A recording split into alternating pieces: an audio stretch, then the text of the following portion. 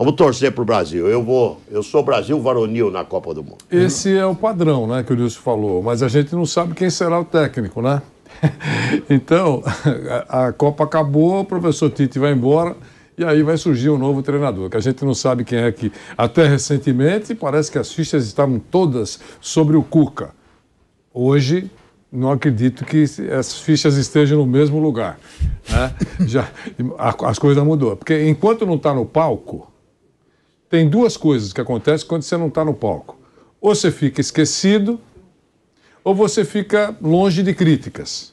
Brilha pela ausência. Você brilha pela ausência, aí na hora... vamos trazer o cara que faz de um ano que ninguém critica. E todo mundo acha que ele talvez seja ele. Então, agora já não é mais assim, né? Nesses últimos 15 dias, o professor Cuca, pumba, tomou bastante pancadas aí, a coisa não está prosperando. Professor, ele voltou, é o terceiro jogo dele, né? Terceiro ou quarto jogo. Eu vejo assim, né? Como ex-atleta de seleção, ó, no melhor momento o Filipão teve a oportunidade, o Mano Menezes foi treinador da seleção, o Luxemburgo foi treinador da seleção, Carlos Alberto Parreira, Zagallo, quem foi mais aí brasileiros? Um pouquinho. O Cuca, pelo que ele fez no futebol brasileiro, Dunga. o Dunga foi. 2 vezes. Pelo que o Tite saindo, não precisaria 2 vezes, nem o que o Cuca vai fazer no Atlético Mineiro esses 3 meses. Eu daria a chance por tudo que ele fez pro futebol brasileiro. Campeão de Libertadores, campeão brasileiro, campeão de Copa do Brasil. Ele merece uma oportunidade na seleção. Deixa eu levantar um negócio aqui, Wanderlei. Você que cobriu seleção muitos anos também. Será que essa coisa dos técnicos brasileiros baterem no Abel do jeito que estão batendo? Ixi, esse é um belo tema. Estão batendo. Não tem a ver com algum burburinho na CBF que se for um técnico estrangeiro, o Abel seria o convocado? Porque naquela entrevista que foi feita com o Tite aqui pela Jovem Pan Esportes, para mim ficou claro que se ele precisasse indicar, o César Sampaio indicar alguém, eles indicariam o Abel. Então eu tô achando muito estranha essa coisa de bater em conjunto. Todo mundo bater de comando, Cuca, porque eles sabem. Eu acho que não é a seleção nisso, eu acho que é corporativismo. Não acho que não. Eu acho que ele tá chegando aqui, vamos fechar, eu acho que tem alguma coisa aí, alguma possibilidade. Alguma possibilidade de se convocar um técnico estrangeiro para a seleção brasileira. Acho que tem essa boa possibilidade. Já pensaram nisso. E o nome do Abel seria o nome a ser convidado. Não sei se ele aceita. Não sei se ele aceita, mas a ser convidado. Isso mexe com os caras. Eu acho o seguinte... Wander, só passando para você, que o Vamp lembrou aqui, o próprio Eduardo Batista. Ontem eu perguntei para ele no Reis da Resenha, vem cá, Abel Ferreira é disparado o melhor treinador em atividade no Brasil? Ele diz que não, que é o Fernando Diniz. Isso. Não dá para falar isso hoje. Só a possibilidade de ser lembrado, o professor Abel Ferreira, incomoda, sim. O Nilson tem razão. Acho que incomoda, mas não é o fato do Abel Ferreira. Já no passado recente, a gente não precisa recuar muito tempo, sempre que se cita um nome de treinador estrangeiro, ele provoca uma rejeição na categoria. Lembre-se que até o Guardiola foi colocado sobre a mesa aqui, ou não? Chave? Chave? Chave tudo bem. Para vir para a coordenação. Mas eu estou dizendo até o Guardiola, que é o PhD. Né? O discurso da maioria foi o seguinte: se existe um caixa que pode bancar a vinda do Guardiola, é a CBF. Ela tem grana para pagar o que ele receberia, o que recebe lá fora, porque grana não falta para a CBF. E ainda assim, não, Guardiola não, aqui não dá certo. Aqui não vai, sempre cria esse negócio. É claro que para os técnicos da seleção brasileira, a meu ver, na cabeça da CBF, é aquele do momento. Se o Cuca chegasse agora no Atlético, o time disparasse, já fosse líder, claro que tem muito campeonato para rodar, mas se claramente o trabalho dele estivesse aflorando, um sucesso, eu acho que ele realmente, no nome brasileiro, poderia ser o cara mais destacado. Mas nem sempre foi assim, né? O seu Minelli não foi assim, o Muricy não foi assim. Isso, Nilson. Mas, nesse caso, a CBF está muito apertada. Ela está numa sinuca de bico. Ela não pode errar. porque vai virar um cacete para cima dela. Ela está acostumada, mas virá mais ainda se escolher dessa maneira que você está falando. Então eu acho que quem é o homem do momento? Saiu o Tite. O homem do momento é o Abel Ferreira. Esse é o homem do momento, que poderia torcer o nariz, muita gente, poderia torcer o nariz, sem dúvida, isso acontece, pode trazer Jesus Cristo, vai tomar pancada. Mas a maioria compreenderia o trabalho que o cara fez. Muito bom, né? Trouxeram aquele que está vivendo o melhor momento. Ponto. Fora disso, vai ser um pepino. Eu acho que tem duas variáveis muito importantes em relação a isso aí que você falou. Primeiro, quais serão os resultados aí de Libertadores e Campeonato Brasileiro? Aí. Se o Abel perde os dois é uma coisa, se ele ganha os dois, nossa senhora. E o Abel fica no meio do caminho, entre o brasileiro e o estrangeiro, porque é português, já está aculturado, já está aqui há 2 anos, é mais fácil assimilar do que chamar um gringo agora e falar, ó, você vai ser o técnico da seleção brasileira. Aí seria... Piperno, fiz uma entrevista com o Dorival Júnior, o Dorival frontalmente contrário a técnico estrangeiro na seleção, e disse o seguinte, eu me considero preparado hoje para dirigir a seleção brasileira. Então, deve ter algum bastidor aí que os caras sabem, que tá todo mundo com o mesmo discurso. Dorival falou, eu me sinto hoje preparado, com 60 anos de idade, para dirigir a seleção brasileira. Me desculpa, tem outra variável nisso. Sendo sincero aqui. Só uma coisa. A outra variável é o Brasil, é o resultado do Brasil na Copa. Se o Brasil é campeão do mundo, a CBF volta em lua de mel e dá para fazer uma aposta. Se o Brasil toma uma cacetada, queremos uma solução para ontem. Não, e sendo sincero, não dá para você dizer que hoje o Abel Ferreira não é o melhor treinador em atividade no Brasil. Eu acho que Não dá. O cara é atual bicampeão de Libertadores, Paulista, Copa do Brasil, ganhou também. É o líder do brasileiro. O Fernando Diniz é um grande treinador, mas não ganhou. Sim. Não ganha nada. Ganhou só com o Votorati. Terceira divisão com o Votorati. Entendeu? O único título do Diniz é campeão da terceira divisão. Se o Abel ganhar uma Libertadores? Se o Abel ganhar a Libertadores de novo... Falta o brasileiro para ele. Ele pode ganhar. Mas você vê, Nilson, tem uma coisa que nunca mais vai acontecer no Brasil. Se o Abel ganhar essa Libertadores agora, o Abel terá ganho 3 Libertadores em sequência, uma semana antes de completar 2 anos da estreia dele no Palmeiras. Mas eu acho que precisa ver se ele aceita. Tem isso. Não, segundo ele, eu tenho 43 anos, estou muito novo ainda. Ponto. Essa foi a resposta dele. Mas essa é uma resposta passada. Na Copa ele já... Tudo pode mudar. Quando chegar no final do ano, ele já terá 44. Já não tenho mais 43. Não quebrei a minha promessa. Eu falei que eu tinha 43. Agora eu já tenho 44. Então, vai tudo do que acontecer. Mas é por isso que eu falei. É em cima daquele momento. Campeoníssimo. O Cuca, que é o nome que nós citamos aqui, está forte. O Abel ganhou, está por cima. Dorival, se o Flamengo tirar 9 pontos do Palmeiras e ganha o Campeonato Brasileiro, o nome dele vai lá em cima. Se o Flamengo ganhar a Copa do Brasil, ganhar a Libertadores. Mas o discurso dos técnicos brasileiros é nessa linha. É linha, na mesma linha. É isso que eu estou achando. Nós temos condições técnicas e capacidade para dirigir a nossa seleção. Pronto, é um discurso. Eu acho até que muitos se entendem assim. E muitos têm mesmo. Tudo bem. Um cara maduro como o Dorival, ele mostrou isso no Flamengo. Ele pegou o grupo do Flamengo, uniu os caras e o Flamengo voltar jogando futebol lindíssimo. O treinador brasileiro, para mim, tem que ser o Cuca. Dos brasileiros que estão aqui. Então. Isso aí. O treinador para a seleção dos brasileiros que estão aqui. Mas eu acho que o Cuca não é o melhor cara para regência de grupo. Cuca ou Abel? Cuca. Você acha o Cuca melhor para a seleção que o Abel? Cuca. Eu ainda não acho. Para administrar. Treinador brasileiro. Tá bom, mas não estou falando brasileiro. Se algum estrangeiro, aí pode ser o Abel, o Jorge Jesus. Eu coloco em ordem, inclusive, Jorge Jesus, Abel e Cuca. Graças a Deus eu tenho personalidade para falar. Pronto, eu ressuscitou o Jorge Jesus pelo estilo de jogo que eu acho que a seleção brasileira poderia ter, Abel Ferreira e Cuca. Essa é a minha ordem. Falar que o Cuca é melhor que esses dois é brincadeira. É brincadeira. O amor fala mais alto. O amor falou mais alto. A gente compreende. Quem mais sabe o que o amor é? Amor.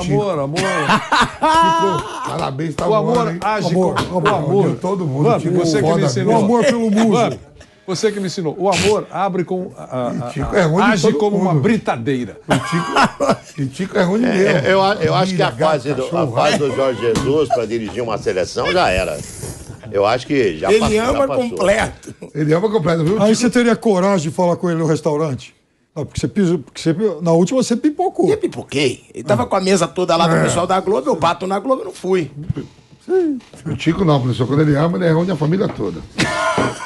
Fala. Agora, qual seria a sua ordem? Nesses três? Não, Jorge Jesus pra mim é out. Tá, então fala a tua ordem. Jorge Jesus totalmente fora. Mas qual seria a ordem? Eu convidaria o Abel. E tem um. Acho que a possibilidade dele aceitar é remotíssima. E eu colocaria hoje, pelo que eu estou vendo de hoje, com maturidade de treinador, eu daria uma oportunidade para o Dorival Júnior. Ó, vou passar para o Vanderlei. É um grande gestor de pessoas. Só antes disso, Wilson, um break na Rádio Jovem Pan, seguimos no YouTube. Pode completar. Não, eu acho que o técnico de seleção, além de conhecer a parte tática, que o Dorival conhece, ele tem que ser um grande gestor de pessoas. O Cuca é esquentadão. Bem esquentadão. Sabe, o Cuca não é esse negócio de gerir muito bem pessoas, não é com o Cuca, né? E para ser técnico de seleção, o cara tem que ser um gestor inteligente de pessoas. Eu acho que o Dorival é um nome dos que eu estou vendo aí, no futebol brasileiro, caso o Abel não aceite, né? Que eu acho que não aceitaria. O Dorival é um cara que mereceria uma oportunidade. Olha, gestão de pessoas, eu acho que o trabalho mais intenso é o trabalho do treinador de clube, que é o dia a dia. O dia a dia cria problemas, atrai e distancia. O dia a dia é um pipinaço para clube. Para a seleção, qualquer uma, né? Para a seleção, a distância ajuda. O Tite trabalha como home office, tá certo? Só de quando em quando reúne a tropa lá e muito claramente já se sabe quando chega a seleção brasileira quem está numa boa fase e quem não está. Ou não é verdade? Convoca os caras e já sabe, essa meia dúzia aí não tem para ninguém, até os inimigos escalam como titulares. Certo? E aí eles dão uma ajeitada lá. Então, acho que dirigir a seleção brasileira no que diz respeito à gestão, sempre dá um trabalho, claro, mas menor do que o cara que está no clube. Então, o cara que está no clube é complicado. É aquela brincadeira que a gente ouve tanto, né? O técnico do clube, ele é ótimo para os 11. Mas seleção você só tem cobra com veneno. Então, mas não tem é fácil. Mas tem aquelas com mais veneno. Tem esse lado também. Mas né? não, tem aquelas com mais veneno e aquelas com menos veneno. Se os caras quiserem correr errado, eles correm mesmo. Tudo bem, mas aí é uma outra conversa. Aí derruba quem quiser, a hora que quiser. Em clube, para os 11 titulares, o técnico é muito legal. Para os outros, ele é uma anta, só eles não se pronunciam quando a fase é boa. Agora, você acha que alguém vai reclamar do banco no Flamengo? Ou no Palmeiras? Alguém reclama? Mas quando o técnico é demitido, no dia seguinte, detona o técnico. Claro. É por isso que eu já falei aqui no programa várias vezes, com todo respeito, com as exceções de praxe, não conte com treinador. Não conte com solidariedade de elenco. Nunca. No dia seguinte, o novo técnico nem fez o primeiro treino. Você já lê as declarações. Ele faz um treino diferente mesmo. E aí é o que dá. A gente tá voltando aí pra Rádio Jovem Pan, vamos ficar na rádio e no YouTube. Estamos de volta à Rádio Jovem Pan, agora na rádio e no YouTube, até pra falar um pouco, né, Piperno, sobre a situação do Dudu no Palmeiras. Esse cara já é ídolo palmeirense e ele fica aí a pouquíssimos jogos de bater o recorde de maior número de vitórias de um jogador pelo Palmeiras na história do Brasileirão. O Dudu já passou o Ademir da Guia, tá? Com 110 vitórias. O Dudu se tornou o segundo maior jogador com mais vitórias pelo Palmeiras na história do Brasileirão. Agora, ele só tem aí à sua frente o Leão. Emerson Leão. O goleiro Emerson Leão, Pouca história. que tem, nesse momento, 112 vitórias. Ou seja, se o Dudu vencer mais 2 partidas pelo Palmeiras, ele iguala o Leão. Se vencer mais 3, o que vai acontecer, ou seja, até o fim desse brasileiro, quer dizer, daqui a pouco, o Dudu já vai ser o jogador do Palmeiras na história com mais vitórias no Brasileirão. Eu desconhecia esse dado. O Leão, o maior goleiro que eu vi jogar aqui no futebol brasileiro. E é um goleiro que, como jogador do Palmeiras, foi a 4 Copas do Mundo. Então o Leão tem uma história incrível no Palmeiras. Agora, o Dudu realmente ele é um símbolo dessa fase de retomada, de renovação do Palmeiras. Porque ele chega em 2015, veja, 2014, você sabe que eu tenho até um ingresso, daquele Palmeiras Atlético Paranaense, último jogo do Brasileiro de 2014, aquele dia que o Santos salvou o Palmeiras de cair. Mas, além disso, o Palmeiras não podia perder para o Atlético Paranaense aqui. Guardei, tava lá, casualmente peguei lá, viu, Vanderlei? Achei na rua, falei, um dia, pode ser um documento histórico. Né? O Palmeiras perde aquele jogo, cai. Se o Palmeiras cai naquele dia, o Palmeiras, no ano seguinte, o Palmeiras não teria a euforia que teve da arena cheia, não teria cota cheia de televisão em Série A, não teria um monte de coisa. E a virada do Palmeiras passou muito por aquele jogo. E aí o Dudu, quando começa a temporada 2015... ele chega ao Palmeiras naquela história do chapéu, no Corinthians, São Paulo e tal. Então aquilo também mexeu muito com a autoestima do Palmeiras. Então o Dudu simboliza até isso, porque naquele momento o Palmeiras estava muito abaixo dos seus rivais aqui de São Paulo. E aí foi o Palmeiras de peito cheio, não, ganhamos de São Paulo do Corinthians ao trazer o Dudu. E ali começa um pouco da virada, o Palmeiras ganhou a Copa do Brasil, Paulo Nobre saneou tudo tal, e o resto é história. Então eu acho que, por conta disso, ele é um símbolo que o torcedor do Palmeiras admira muito, porque é uma fase de retomada e esse Palmeiras, se está muito longe de ser tão bom quanto foram os melhores Palmeiras da história, esse é o maior vencedor de todos os tempos. É o Palmeiras bicampeão de Libertadores. O Dudu está no pacote dos ídolos. Já está. Já está. Já está no pacote dos ídolos do Palmeiras, que não é pouca coisa. A história do Palmeiras todo mundo conhece. É extremamente importante. Até na hora do aperto, né? Nesse último jogo, por exemplo, era a bola no Dudu, né? Era a bola no Dudu, tá certo? No último jogo, segurou lá a metralhadora do Atlético, pelas condições todas que todo mundo já sabe, mas a alternativa era o Dudu. Mas não é por causa desse jogo que eu estou dizendo. Eu acho que é extremamente importante a participação do Dudu na vida do Palmeiras, na vida recente do Palmeiras. E esse é o Dudu. Eu só tenho uma... E é muito ídolo, né? Ele é muito ídolo, porque o Dudu chegou, o time tinha conquistado uma Libertadores, chegaram a questionar, ele chegou até a aceitar reserva num começo, não chiou, jogou. Tava voltando no mundo árabe. Sim, mas conseguiu o espaço dele. Muita gente ia fazer bico. Tô de volta no Palmeiras e tô no banco. Ele não trabalhou. O Abel elogia pra caramba ele, do esforço que ele faz em campo, nos treinos. É um cara que realmente está na história do Palmeiras já. Eu só tenho uma dúvida se o número de jogos, à época do Leão, eram 38 no Campeonato Brasileiro. Eu tenho essa dúvida. Se tinha 30... Variava, né, Deus? Porque cada ano era um regulamento também. Então, esse tipo de comparação é que nem gol do Neymar comparando com o Pelé em seleção. Não dá, porque é muito menor o número de jogos. É verdade. Era muito menor o número de jogos que na época do Pelé. Então, só tem essa dúvida, mas de todo jeito... O Campeonato Brasileiro é certamente mais curto e o Campeonato Paulista mais comprido. Isso, exatamente. Então, eu só tinha essa dúvida. Mas de toda forma, o cara tá abaixo do Ademir e do Leão.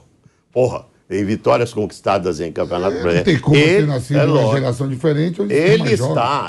O Dudu caberia, por exemplo, na segunda academia como titular absoluto da segunda academia. Leão, Eurico, Luiz Pereira, Alfredo e Zeca... Dudu, volante e Ademir, Edu, Leivinha, César Inês, saca o Edu e põe o Dudu de agora. Ele era muito mais jogador que o Edu. O Edu Bala era muito mais jogador que o Edu Bala, o Dudu. Sim. Então ele caberia, por exemplo, como titular da segunda academia do Palmeiras. Então esse cara aí, ele merece, como o Gustavo Gomes também, caberia no lugar do Alfredo. Já pensou uma dupla Luiz Pereira e Alfredo? Luiz Pereira e Gustavo Gomes, né? É uma dupla histórica do Palmeiras. Eu acho que o Gustavo Gomes, para mim, dos zagueiros que eu vi jogar no Palmeiras, é o melhor que tem. Muito só fica abaixo do Luizão. Fica abaixo do Luiz Pereira. Já pensou? Então, na segunda academia, muitos jogadores que estão agora caberiam nessa segunda academia do Palmeiras. Sabe? Jogadores de grande qualidade. Só o Everton que não dá com o Leão. Aí desculpe, viu, Everton? Aí vira o Bernardino do Leão.